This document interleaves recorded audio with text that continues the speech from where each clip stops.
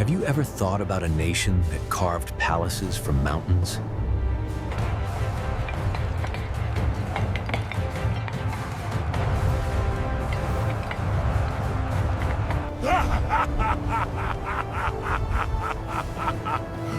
Who is stronger than us?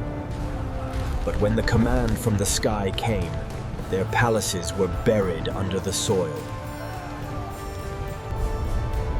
After Prophet Noah, peace be upon him, another nation emerged, the people of Ad. They lived in a region called Ahqaf, between Yemen and Oman.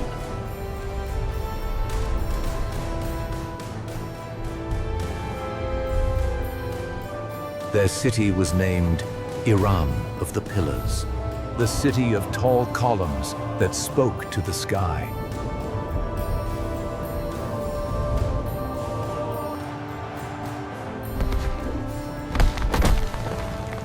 Their bodies were strong like mountains.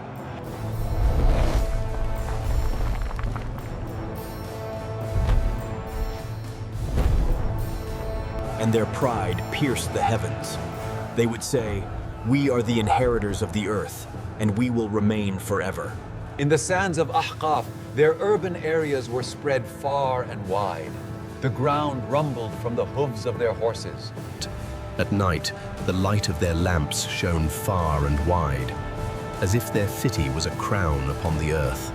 And in their gatherings and meetings, they would often say the same thing. People like us. Even their children, at a young age, would lift stones to show their strength. And the elders would proudly say, "Our children are the ones who can bend mountains." The people of Ad had another strange belief. They thought the wind was their slave. Their young men would sometimes stand in the middle of the valley, spread their arms, and say to themselves, "Look, the wind follows our bodies." The elders would proudly say in their gatherings, Our forefathers could change the direction of the wind. Who can stop us? but little did they know that the coming wind had become their greatest enemy.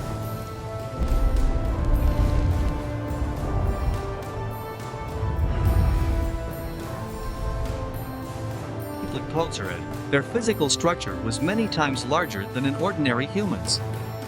On the riverbank, their footprints are still. The doors of their houses were so high that a horse and rider could enter straight through.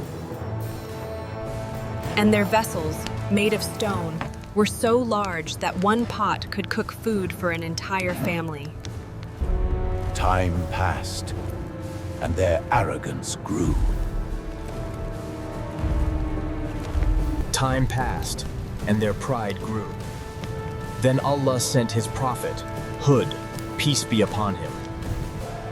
O my people, worship only Allah. There is no God but Him. Hud, do you want us to abandon the religion of our forefathers? We are powerful. No one can touch us. I warn you of a punishment that you cannot even imagine.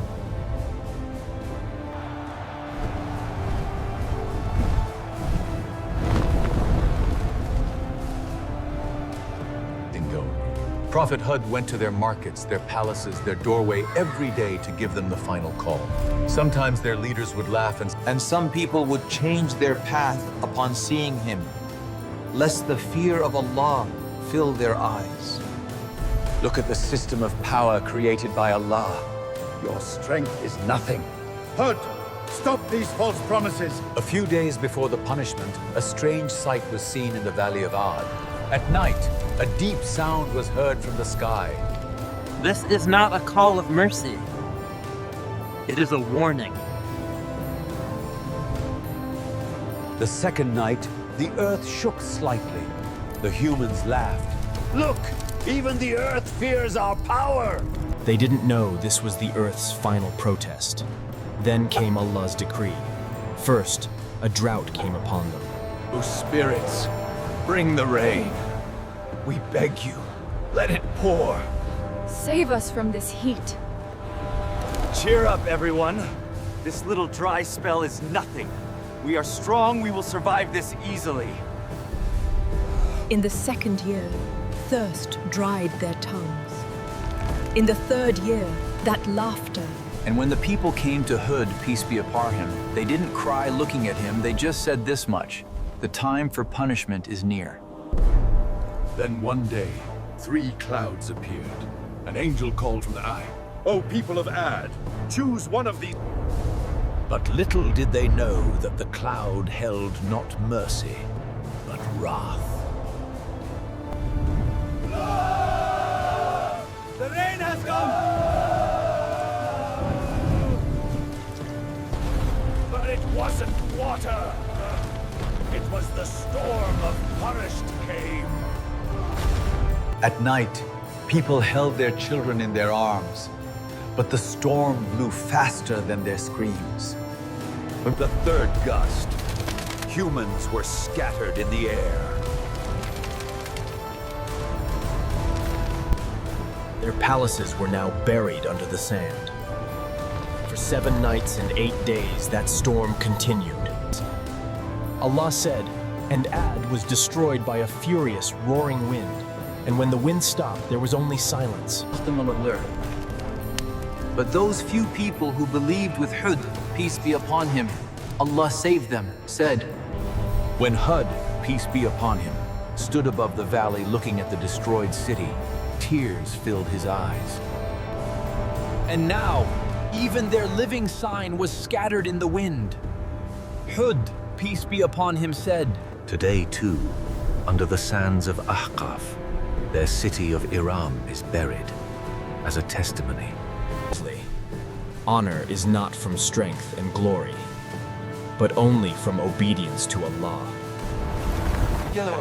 If you like this Quranic story, like the video, write in the comments which nation story you want to see in the next episode.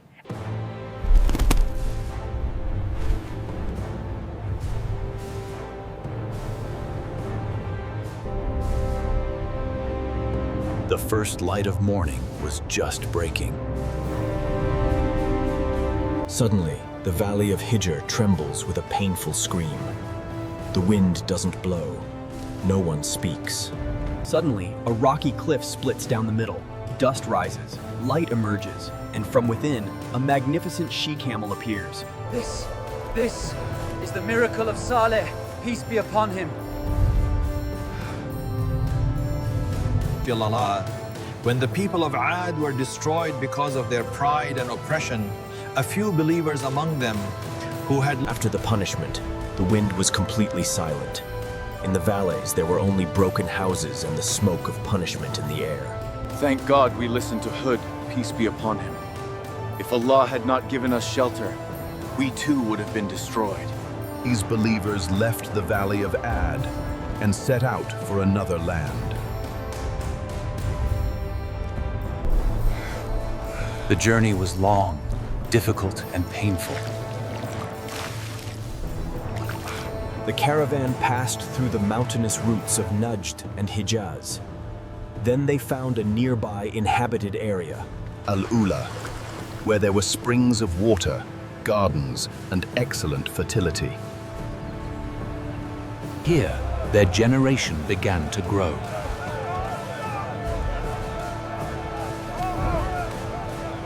From here, this nation continued to advance. And then, their descendants reached Wadi al-Hijr, which is today called Madain Saleh. This was the beginning of the people of Thamud. The generation of Thamud became a great nation. Clean.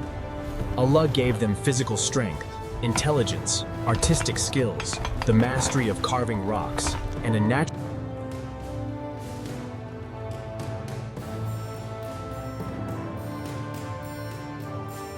These people would carve entire cities inside the mountains. Buildings with straight walls, tall pillars. and carvings so detailed that even today, people are left in awe. Their settlements had an imperial system. There was light in the markets, trade, voices, and at night, the glimmer of torches. There were gardens in the valleys, the sweet smell of dates, and fertile land. But then, forgetting to be thankful for the blessings, arrogance took over. We have built all this with our strength and our intelligence.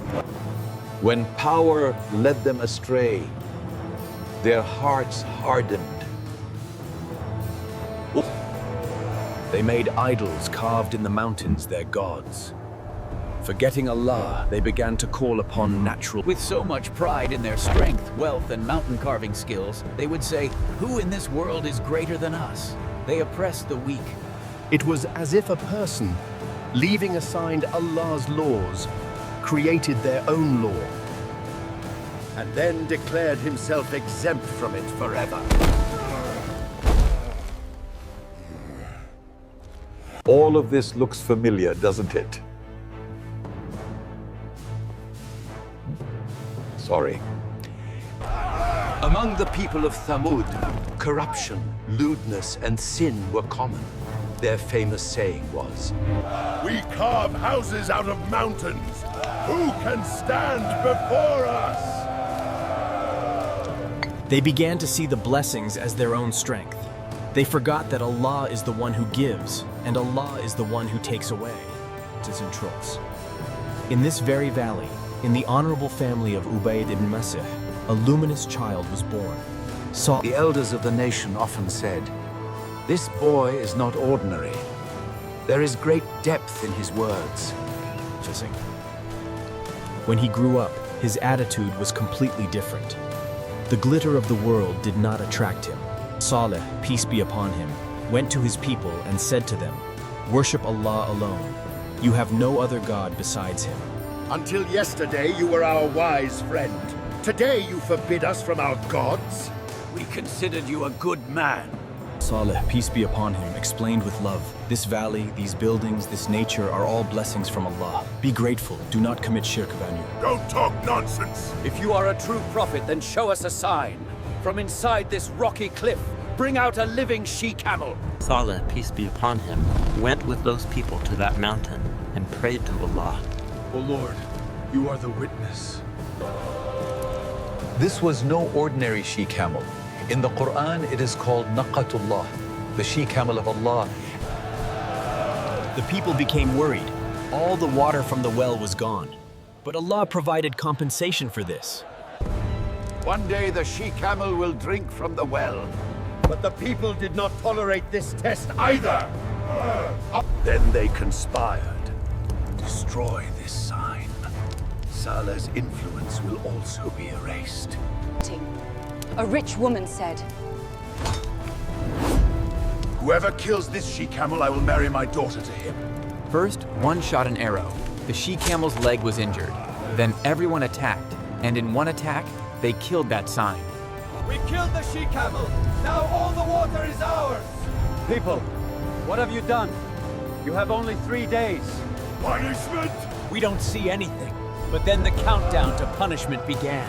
First day, faces turned yellow. And then, before dawn, the sky trembled. The mountains shook. A terrifying sound from the earth, and then a scream. All the people that were left lying face down in their homes. It is mentioned in the Quran, a scream seized them. Saleh, peace be upon him, stopped at the edge of the valley and said, "I tried to explain to you, but you do not like those who give advice." Madain Saleh still bears witness today that when the sign of Allah is denied, nations are not safe.